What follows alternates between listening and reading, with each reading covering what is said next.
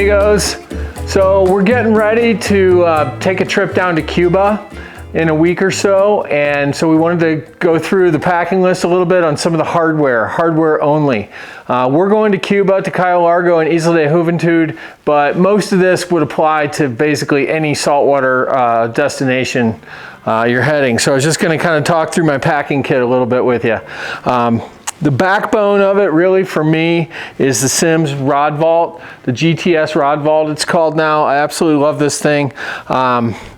It's got backpack straps on it, so you can carry it on your back, which is very nice for traveling. So basically, this is my primary carry-on. I've, knock on wood, never been denied carrying this on and putting it in the overhead compartment in an airplane. It's small enough and it's sort of incognito enough on my back that I can get through without people stopping me. I've heard of people being stopped and forced to check it. If you are forced to check it, this also, the zippers have the ability to put a TSA lock on there. So I highly recommend having one of those with you, if not locking the bag. This rod vault will hold, I've got 8 rods here and 8 reels. I've packed as many as 10 rods in this thing, and I think 10 reels. Also has room for my iPad, my toothbrush, you know, some contingency stuff, my passport, a book, and some other things that I can carry on. So one of my all-time favorite pieces of gear. So for Cuba though, specifically, I'm taking 8 rods with me. I've got 2 8-weights, 2 9s, 2 10s, and 2 11 weights. It's a Grand Slam destination, so we hope to fish for multiple species there: bonefish, tarpon, permit, and of course all the Plan B fish, snappers, jacks, cudas, sharks, and the rest.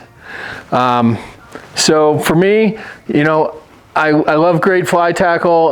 We have access to a lot of it here, so not to go too deep into the rabbit hole, but I've got in my quiver here, among other things, a Loomis NRX Plus Salt, Scott Sector, a Hardy Zane Pro, the new Winston Air 2 Max, Thomas & Thomas Exo Set, Sage R8 Salt. In the reel department, got some Able reels, the Sage Enforcer for a 10 weight, that's a nice reel. Of course, T-Bore, never let you down, and a few hatch reels. For the most part, we're fishing floating lines, so most of these are lined up with either bonefish line, tarpon line from SA or Rio, or an all-rounder like a Grand Slam.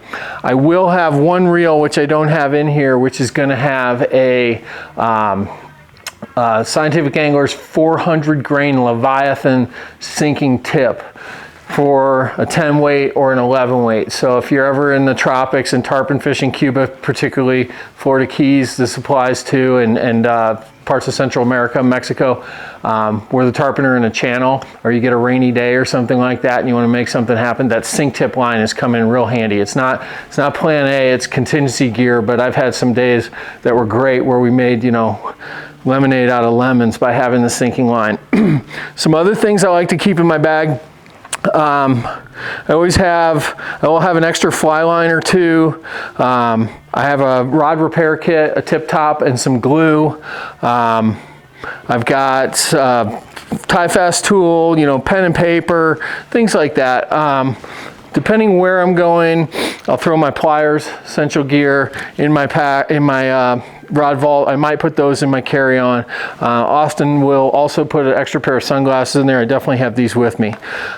So the rod vault is like the centerpiece, and if you don't have one of these for traveling and fishing, it's something you ought to look at. And there's multiple manufacturers of these things. I've always been a big fan of Simms gear, and they make a great one, and the backpack straps, which are removable very easily, are a huge selling point for me. The other key piece of gear that I bring on this trip, and all destination travel really, but to the tropics, is a dry waterproof backpack. So this is the Simms Dry Creek Z waterproof backpack. I will pack that empty in my large duffel, and then that will become my day bag once I hit my destination. In my backpack, I'll have my lightweight flyweight rain jacket, Waypoints rain pants, fly boxes, and then my I think this is called the Dry Creek Gear Pouch. So Simms makes these in a couple different sizes. I love this. I don't know if you can really tell, but in here I've got a Ziploc loaded up with a whole bunch of different leaders, pre-made tarpon leaders. I've got spools of tippet, I've got wire leader, I've got some flies, I've got my CUDA pliers, I've got all manner of little accessories that we might need throughout the day, but I don't really need to have them on my body. Okay, so I love this. This goes neatly into my Dry Creek backpack. One of the things I also keep in there is a real small foam box. So if we're getting out of the boat, wade fishing, usually it's a bonefish thing, wade fishing, sometimes permit. I've got one small fly box that I can put in my shirt pocket. I got my pliers on my hip and maybe a spool of tippet. Lastly, I will generally bring a couple larger boxes that are loaded up, like this double-sided waterproof MRFC box. This is just crab patterns. And then I really love the Montana Fly boat box is really the ultimate with the leaf in it. So I can basically have an extensive selection of tarpon, permit, bonefish, all Plan B type flies in here.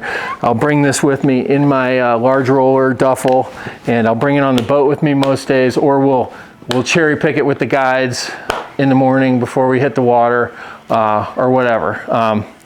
Those of you who have gone on a hosted trip with me, you also know that basically it's fair game for anybody.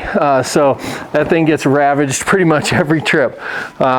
So like I say, that applies to most trips to the tropics, but also to, you know, Alaska and northern regions. The Dry Creek backpack and the rod vault are the centerpieces of it. What goes in it is up to you. Okay, so as I mentioned, we're going to Cuba. We hope to find some bonefish there, among other species. You know, if you know me, I'm a fly junkie, and it's hard to boil it down to just a few patterns, but if I'm only taking a few, here's a few suggestions that I would say are must-haves. This is like a bonefish scampi. It's basically a gotcha style fly with bunny fur on it. Next to that, you've got the squimp, classic squimp with lead eyes. Next to that, you've got the EP Turnif micro shrimp with plastic eyes, which is one of my main points about bonefish flies, is you don't need a massive variety of sizes. What I would suggest though is to have a few different weights of flies. You know, gotcha is probably the all-time greatest. If you only took gotchas, that'd be fine, but you'd want them in, you know, a very lightweight, a medium weight, and a heavyweight version to be able to address any situation.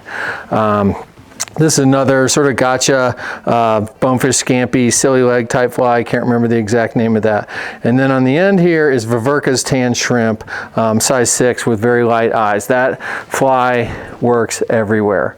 So there's a small selection of bonefish flies that are going to be great for Cuba, excellent in the Bahamas, Mexico, pretty much anywhere you go. But really think about the weighting of the flies and make sure you have a couple in your box, like this little EP micro shrimp that you can throw on a elongated, very lightweight leader. If you find tailing fish in shallow water, that fly is amazing. I've seen many times where we've been able to drop the fly right into the tailors without spooking them and catch them. All right, next up are permit flies, the holy grail of all saltwater fly fishing, the elusive permit. Similar to bonefish advice, I don't need 50 different flies. In fact, you probably need even fewer for permit. But a few of my favorites to have in the box. I mean, for Cuba specifically, you got to have the Avalon permit fly there on the end.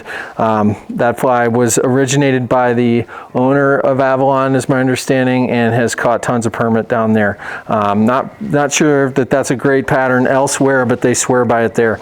Next to that is your strong arm crab. Looks like that one's been fished a little. That's a super popular fly. Skoke's strong arm crab comes in a variety of colors and sizes. I like the light, tan, and white.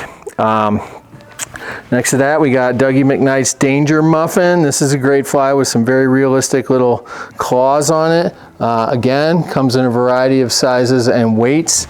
I've had success with the really heavy one, which I don't have here, the larger size. This is a lighter version of Doug's danger muffin. In the middle here is a spawning shrimp. Not all permit eat crabs, or that's not the only way to catch them. Sometimes a better way to catch a permit is on a shrimp fly. So that weighted spawning shrimp stripped can be really effective for permit in certain situations too. So don't leave that one out. And then last on the end here, we got Bowers crab, which is really popular in Belize and other places. It's a pretty simple looking pattern, but it works. And lastly on the end, the Alflexo, or the Flexo crab, again comes in tan, white, green, small, large, but just a basic assortment like that. You know how it is. A lot of times you're going to be fishing with a guide when you're fishing for permit. The guide's going to look at your fly box and he's going to pick the one that he thinks is most appropriate. So a decent small selection, but a variety of sizes and weights is probably the more critical element there. Okay, the last of the big three are tarpon. We're hoping to find a bunch of tarpon in Cuba. Tarpon tend to be pretty forgiving down there. So again, similar advice to my previous comments about bonefish and permit. Not a huge selection's required, maybe a little bit of diversity. Of course, black and purple is always a great bet and can be a real winner at times, but it's not the only color combo. I also love chartreuse or tan. And then on the end here, I've got a palolo worm. Now, this is not an exhaustive collection of tarpon flies. I'm still doing a little shopping, but what I would say, generally speaking, about tarpon flies is, size 2/0, 1/0 hooks are kind of the norm. If you're throwing a floating fly line, if you're fishing deeper fish, you might fish an intermediate line, or you might fish little larger flies that have naturally a little bit more weight in them, or if you're throwing in channels or things like that. Okay, there you go. Another category of tarpon fly would be sort of a bait fishy type of fly. This is an EP peanut butter. Those are really popular in Cuba. Haven't had as much success on that kind of fly in Florida or even in Mexico. But in Cuba, the EP peanut butter in that color and maybe a few other color variations is a good idea. Last thing I'll say about tarpon flies is, there's plan B also when you're flats fishing: jacks, cudas, snappers, snook. I wouldn't call snook plan B. That's part of the super slam. But a lot of these tarpon flies will work well for snook and for other plan B fish. It's got a good enough hook to hold a big fish. You might want to put it on wire leader or something like that. But I've caught tons of other species of fish on tarpon flies in the moment. Okay, and lastly in my fly box are just some assortment of other effective flies, sea deucers, a big popper, a clouser minnow with some pretty heavy eyes, the gummy minnow, a little gurgler surface fly, and of course a needlefish. You don't always kind of find what you're after when you're hunting for the big three, but a lot of times you can have some fun messing around with other species or just trying new things. So I always have a little variety of other things. I mean, a big barracuda on a fly rod is a real challenge and one of the greatest game fishes ever. And in Cuba in particular, there are some very large ones and they don't allow spin tackles. So if you're going to catch a big cuda, you got to do it with a fly. The other thing I've seen down there are very large horse-eyed jack and jack crevalle in the channels and sort of on the edges of the channels, and mutton snapper, things like that. So throwing a big popper or a clouser minnow can be really effective for those.